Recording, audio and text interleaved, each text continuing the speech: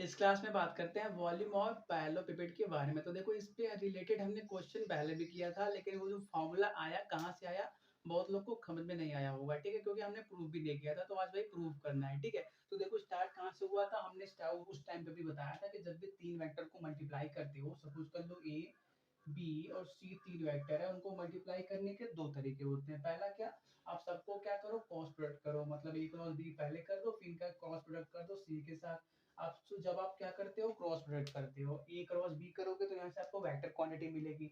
Vector quantity का दूसरे vector quantity से फिर क्रॉस प्रोडक्ट करोगे तो फिर आपको वेक्टर क्वांटिटी मिलेगी। तो जब भी हर जगह आप क्रॉस प्रोडक्ट करते हो तो आपको क्या मिलता है, वेक्टर ट्रिपल प्रोडक्ट मिलता है। तीन है तो ट्रिपल, और मल्टीप्लाई कर रहे हो तो प्रोडक्ट, आपको में क्या मिलेगा, आंसर एक वेक्टर मिलेगा, ठीक है। और जब आप क्या करो, ए डॉट बी क्रॉस सी कर दो, पहले बी क्रॉस सी को मल्टीप्लाई करो, बी क्रॉस सी को मल्टीप्लाई करोगे क्रॉस प्रोडक्ट से तो इसके वेक्टर क्वांटिटी मिलेगी। अब वेक्टर क्वांटिटी का दूसरे वेक्टर से डॉट प्रोडक्ट लोगे तो क्या मिलेगा, आपको स्केलर रिजल्ट मिलेगा। या आप क्या करो, ए क्रॉस बी को पहले मल्टीप्लाई कर लो और क्या सी के साथ डॉट प्रोडक्ट ले लो। ए क्रॉस बी करोगे क्रॉस प्रोडक्ट तो वेक्टर क्वांटिटी मिलेगी, वेक्टर क्वांटिटी का दूसरे के वेक्टर के साथ डॉट प्रोडक्ट लोगे तो क्या मिलेगा, स्केलर क्वांटिटी, मतलब यहाँ से आपको क्या मिलेगा, स्केलर वैल्यू मिलेगा। तो जब आप डॉट प्रोडक्ट बाद में करते हो तो ऐसे रिजल्ट को हम क्या बोलते हैं, स्केलर ट्रिपल प्रोडक्ट बोलते हैं, ठीक है। तो देखो हमने आपको ये भी बताया था कि जब भी तीन वेक्टर ए बी सी है तो उनका स्केलर ट्रिपल प्रोडक्ट ऐसे डिनोट किया जाता है, या इसको सिंपली हम box of A B C के बराबर लिखते हैं, ठीक है। तो आज हमको यही बात करनी है, box of A B C जो हमने वॉल्यूम ऑफ पैरेललोपिपेड बोला था वो कैसे आया, ठीक है। तो हम बात करते हैं स्केलर ट्रिपल प्रोडक्ट, या जिसको हम सिंपल बोल दो बॉक्स प्रोडक्ट बोलते हैं, उसके बारे में, ठीक है। तो उसके लिए क्या करते हैं, फिगर बनाते हैं जिसको हम पैरेललोपिपेड बोलते हैं, ठीक है। तो पैरेललोपिपेड कुछ भी हो सकता है, क्यूब, क्यूबाइड, कोई एक फिगर है, ठीक है, ऐसा सपोज कर लो। सपोज कर लो यही एक बनाया जा रहा है पैरेललोपिपेड, ठीक है।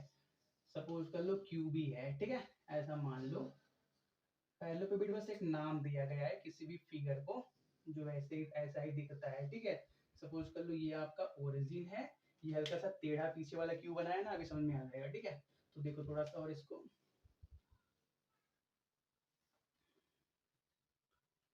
एक सेकेंड।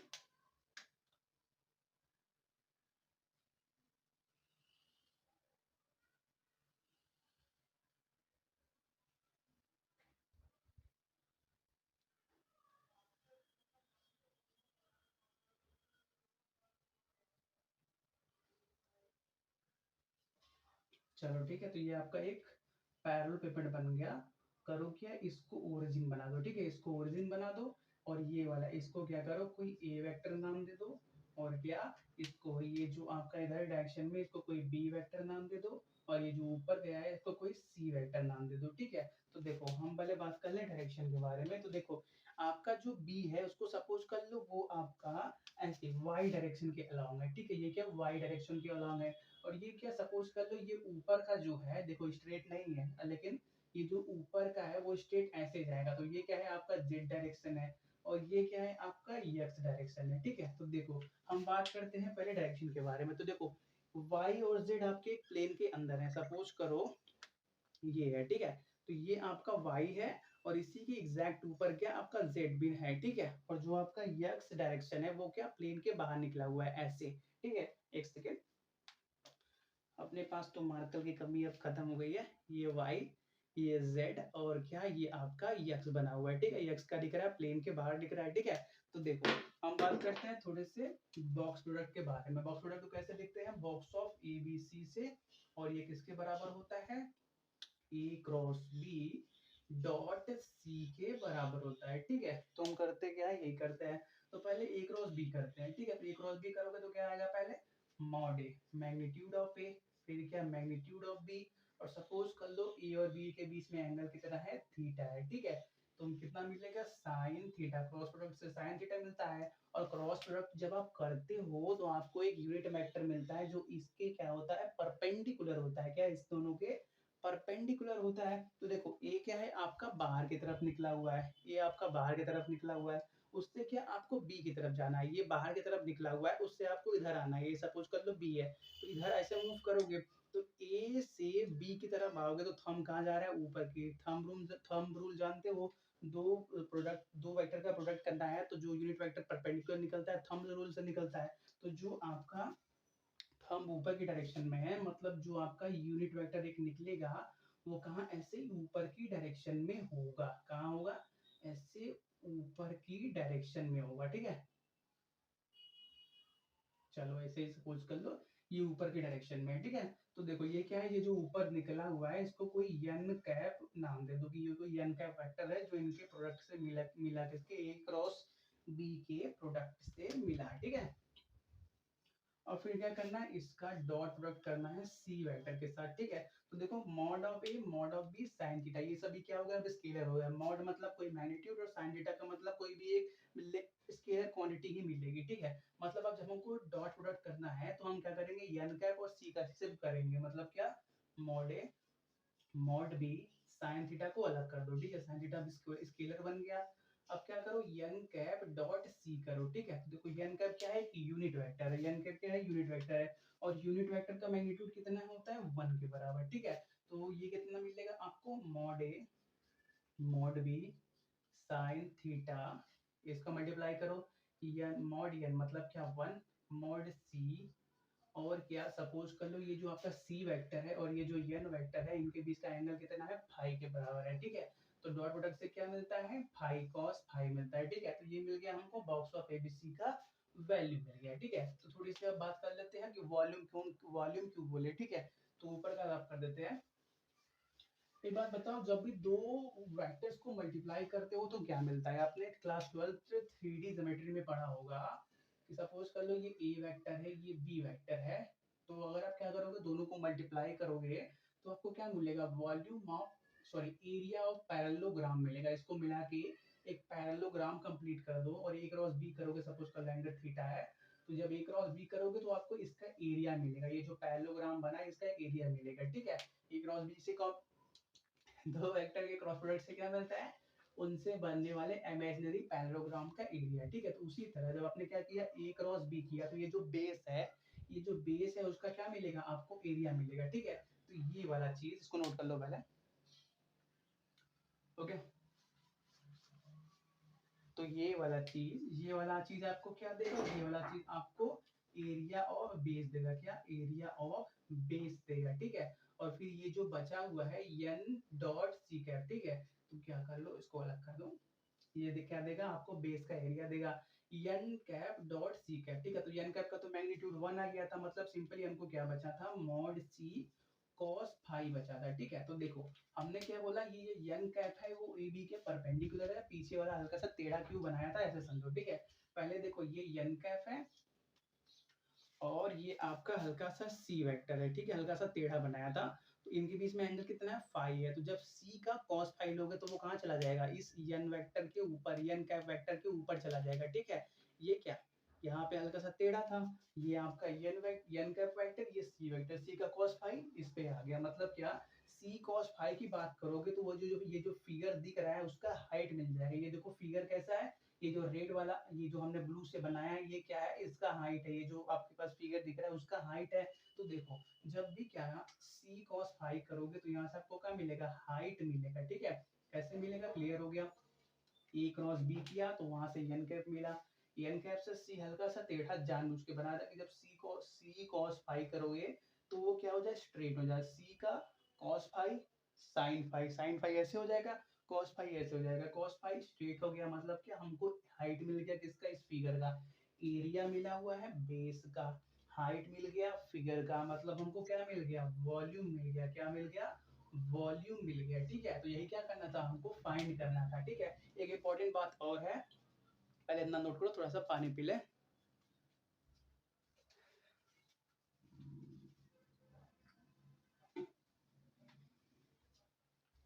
चलो तो हो गया।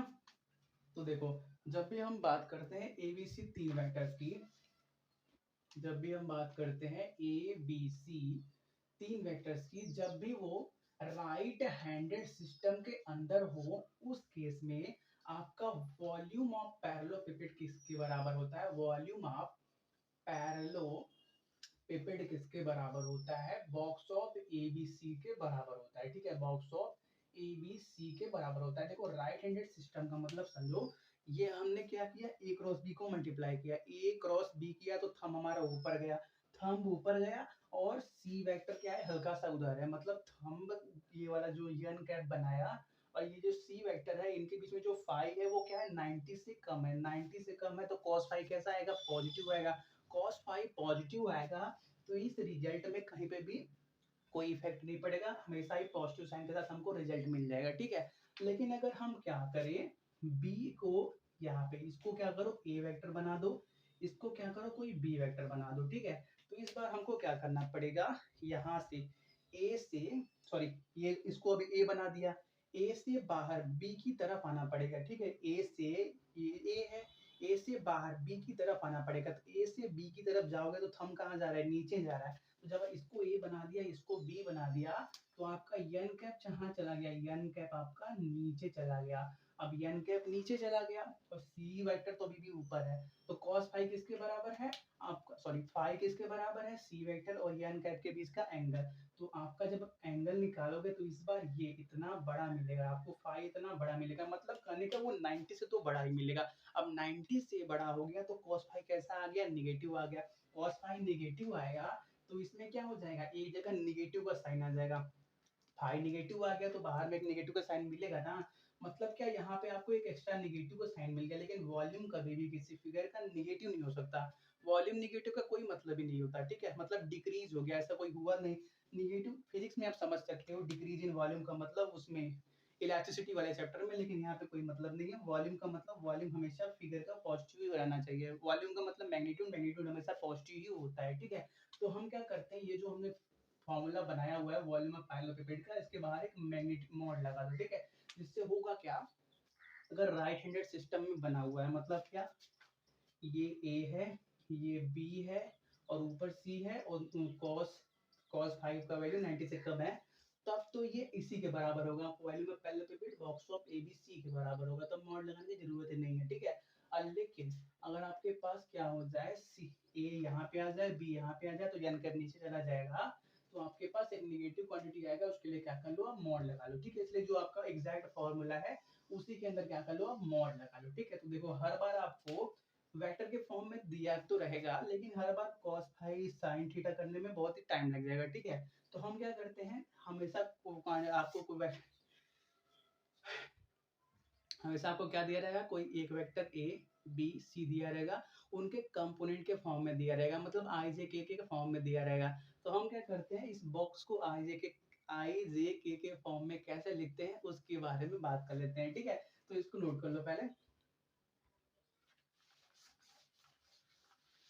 एक बार छूट गई थी कोपेनर वाला जो हमने प्रूफ किया था, उसको भी चलो देख लेंगे। ठीक है, तो देखो सपोज कर लो पहले ए वेक्टर किसके बराबर है, a1 आई कैप प्लस b1 जे कैप प्लस c1 के कैप के बराबर। दूसरा वेक्टर बी वेक्टर बना दो, किसके बराबर है, a2 आई कैप प्लस b2 जे कैप प्लस c2 के कैप के बराबर।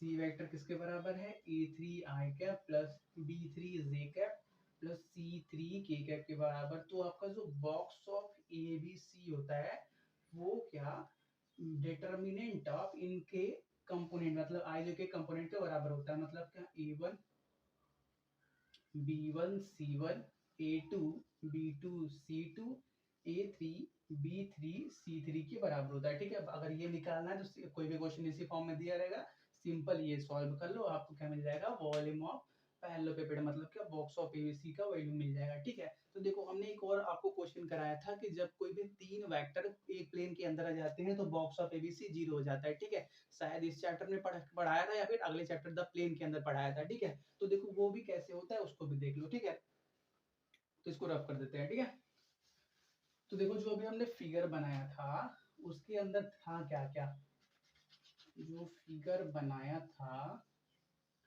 उसके अंदर हमारे पास ए क्रॉस बी से बेस मिला था, और सी कॉस फाई से हाइट मिला था। ठीक है, ये बेस मिला था ए क्रॉस बी से, और क्या, आपके पास स्मॉल सी कॉस फाई करके हमारे पास हाइट मिला था, ठीक है। तो देखो अगर हम तीनों वेक्टर को एक प्लेन के अंदर ला दे, सपोज कर लो जो ए वेक्टर है वो यहाँ पे है, ठीक है, बी वेक्टर यहाँ पे है, ठीक है, और जो सी वेक्टर प्लेन के ऊपर मतलब ऊपर था उसको भी इसी के अंदर ला दो, ठीक है, उसको भी क्या करो इसी के अंदर ला दो।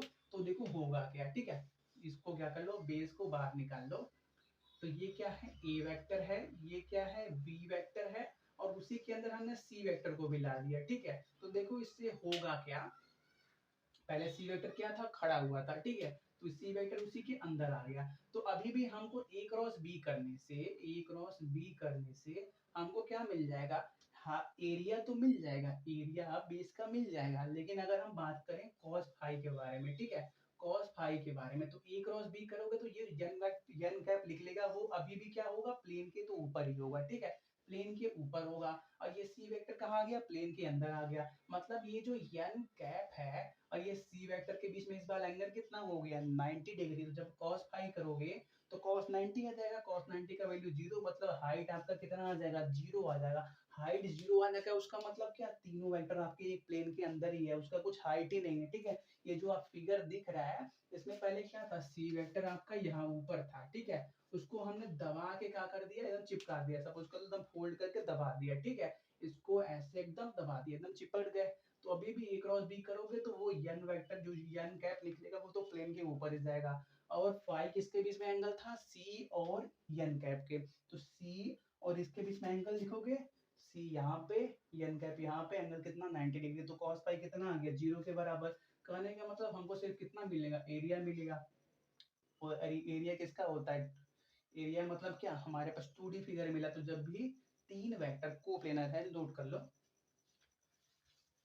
If three vectors are coplanar मतलब एक प्लेन के अंदर है, if three vectors are coplanar then जो आपका हाइट होगा 0 के बराबर हो जाएगा, मतलब आपका जो box of A B C है वो भी क्या हो जाएगा 0 के बराबर हो जाएगा। हाइट का वैल्यू 0 रखोगे, इसके अंदर जो आपने फॉर्मूला बनाया था mod A mod B sine theta mod C cos phi, इसके अंदर जब यहाँ पे 0 आ गया तो ये पूरा को क्या कर देगा 0 कर देगा, और ये पूरा था किसके बराबर, बॉक्स ऑफ एबीसी के बराबर। तो जब तीन वेक्टर कोप्लेनर हैं तो उसके लिए सिंपली ये फॉर्मूला यूज कर लो या इसी को क्या कर लो चेक कर लो, ठीक है। तो ये हो गया कोप्लेनरिटी के बारे में। तो देखो इसका कॉन्सेप्ट तो बहुत बड़ा है, इसकी बहुत सारी प्रॉपर्टीज होती है, लेकिन अपने बुक में उतना कुछ दिया नहीं है, इसलिए बस इतना तक ही यूज करना, ठीक है।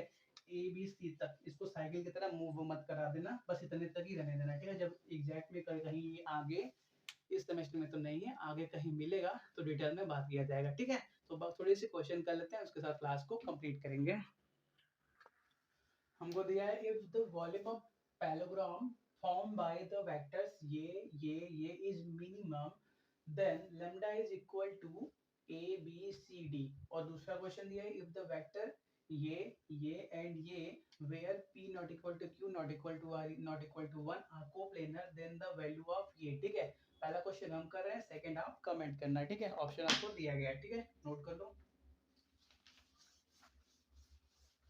तो देखो दिया क्या, volume of parallelogram is found by the vectors is minimum, ठीक है। तो वॉल्यूम ऑफ पैरेललोग्राम किससे निकलता है, बॉक्स ऑफ एबीसी से निकलता है, ठीक है। तो सपोज कर लो ये आपका कोई ए वेक्टर है, ये कोई बी वेक्टर है, ये कोई सी वेक्टर है, ठीक है। मतलब क्या ये कितना निकलेगा, इनके इस कंपोनेंट मतलब क्या 1 लैम्डा और क्या 1, ए का कंपोनेंट भी 1 ही है, ठीक है। फिर बी की बात करें तो आई का कंपोनेंट 0 है, जे का कंपोनेंट 1, के का कंपोनेंट लैम्डा। सी की बात करें तो आई का कंपोनेंट लैम्डा और जे 0 है, के का कंपोनेंट 1 है, ठीक है। जब हम क्या करते हैं बाहर मॉड लगा देते हैं, ठीक है। क्या करना है, इसका वैल्यू को हमको क्या करना है सॉल्व करना है, ठीक है। तो ये कितना मिलेगा, 1 को बाहर रखो, ये गया 1 1 जा 1 माइनस लैम्डा को बाहर रखो, ये गया, ये माइनस ये मतलब माइनस माइनस प्लस कर देगा, लैम्डा क्यूब हो जाएगा, लैम्डा पहले से ही है, और ये लैम्डा स्क्वायर मतलब लैम्डा क्यूब हो गया, प्लस ये वाला 1 को बाहर रखो, ये गया 0 माइनस लैम्डा मतलब यहाँ पे क्या हो जाएगा माइनस लैम्डा हो जाएगा, ठीक है। तुमको क्या मिला, lambda cube minus lambda plus 1 मिला है, ठीक है। तो हमको क्या करना है देखो, यहाँ पे माइनस था लेकिन मॉड मॉड के बाहर निकला, फिर भी ऐसा ही निकला क्योंकि लैम्डा एक अननोन क्वांटिटी है। पहले लैम्डा का वैल्यू निकालो फिर पुट करना है, यहाँ पे प्लस माइनस करना है। ठीक है, एक सेकेंड रुको, कंटिन्यू करते हैं। देखो पहले क्या करो, यहाँ से आप इतना हमको मिला हुआ है, ठीक है, इसको क्या करो, ये हमारा वॉल्यूम का वैल्यू है, इसको क्या करो लैम्डा के रिस्पेक्ट में डिफरेंशिएट करो, dv अपान डी लैम्डा का वैल्यू निकालो तो कितना मिलेगा 3 लैम्डा स्क्वायर, और क्या यहाँ पे हो जाएगा -1, ये 0 हो जाएगा। ठीक है, तो अब क्या करना पड़ेगा हमको, मिनिमम मैक्सिमा देखना है क्योंकि हमको मिनिमम वैल्यू लैम्डा का निकालना है। तो for minima maxima, for minima and maxima, आप क्या करो, इसको dv बाई डी लैम्डा को 0 के बराबर रख दो। ठीक है, वहां से क्या करो लैम्डा का वैल्यू निकालो, तो क्या मिलेगा 3 लैम्डा स्क्वायर -1 इक्वल टू 0, ये जाएगा राइट में इक्वल टू 1, 3 नीचे आएगा, और क्या स्क्वायर है तो हटाओ, यहाँ पे रूट आया, प्लस माइनस आ गया, तो लैम्डा का वैल्यू कितना मिला, +(1/√3) मिला। ठीक है, तो क्या करना पड़ेगा, पहले इसको एक बार और, ये जो हमने dv बाई डी लैम्डा किया है, इसको एक बार और डिफरेंशिएट करना पड़ेगा। ठीक है, इसको नोट करो। तो क्या करते हैं, इसको एक बार और डिफरेंशिएट करते हैं, मतलब d2v अपान डी लैम्डा स्क्वायर, तो कितना आएगा 3 2 6 लैम्डा, और ये तो 0 ही होने वाला है। ठीक है, अब लैम्डा का वैल्यू एक बार +1/√3 पुट करो, एक बार -1/√3। ठीक है, तो पुट किया जाए तो 6, पहले 1/√3 पुट करते हैं अपान 1/√3। ठीक है, तो थोड़ा सा इसको सिंप्लीफाई करो, 2 इंटू 3 कर दो, और नीचे √3 है। ठीक है, अब रूट नीचे ऊपर जो 3 है उसको क्या करो, √3 इंटू √3 कर दो, √3 कैंसिल, मतलब यहाँ से क्या मिलेगा 2√3 मिलेगा, किसके लिए, लैम्डा इक्वल टू 1/√3 के लिए। ठीक है, तो देखो √2 है, मतलब ये 0 से तो बड़ा है। ठीक है, और दूसरा क्या है, दूसरे में क्या करते हैं -1/√3 रखते हैं, तो 6 अपान -√3। ठीक है, तो इसको भी सॉल्व करोगे तो ये कितना मिलेगा आपको, -2/√2 इंटू √3 मिलेगा। ये जो ये वाला सॉल्व किया 2√3 मिला, माइनस का साइन सिर्फ है, -2√3 मिल जाएगा, मतलब ये 0 से छोटा है। यहाँ पे हमने लैम्डा का वैल्यू क्या यूज किया, -1/√3 मिला। ठीक है, तो देखो हमको क्या निकालना, मिनिमम वैल्यू, तो जहाँ पे भी d2v अपान डी लैम्डा का स्क्वायर, d2v अपान डी लैम्डा का स्क्वायर ग्रेटर देन 0 होगा, वहां पे क्या होगा, आपका लैम्डा का वैल्यू मिनिमम होगा। ठीक है, तो यहाँ पे हमारा वैल्यू ग्रेटर देन, यहाँ पे वैल्यू हमारा ग्रेटर देन 0 है, यहाँ पे लैम्डा का वैल्यू 1/√3 है, तो हमारा लैम्डा का मिनिमम वैल्यू कितना हो गया, 1/√3 हो गया। ठीक है, नोट करो।